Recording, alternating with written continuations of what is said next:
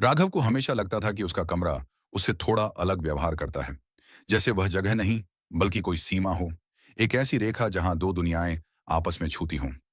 शहर के इस पुराने अपार्टमेंट में शिफ्ट हुए उसे ज्यादा दिन नहीं हुए थे, पर पहली ही रात उसे एहसास हो गया था कि यहां समय सीधा नहीं चलता।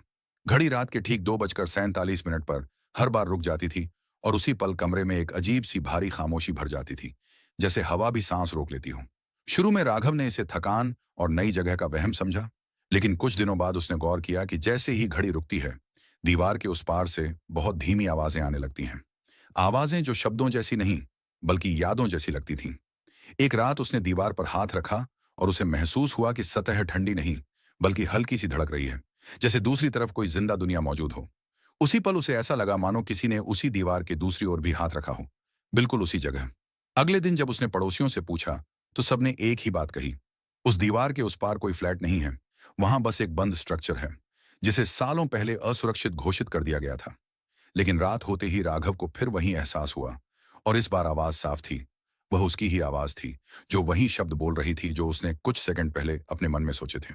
अब राघव समझने लगा कि यह कोई भूत नहीं था, बल्कि उसका ही एक दूसरा रूप था, जो किसी समानांतर दुनिया में उसी कमरे में रहता था, जहां फैसले थोड़े अलग थे, जिंदगी थोड़ी टूटी हुई थी। हर रात दोनों दुनियाएं कुछ सेकंड के लिए एक दूसरे के करीब आ जाती, और उस पार का राघव धीरे धीरे ज्यादा बेचैन होता जा रहा था, जैसे वह इस दुनिया में आना चाहता हो। एक रात दीवार पर दरार उभर आई, और दरार के उस पार उसने खुद को देखा।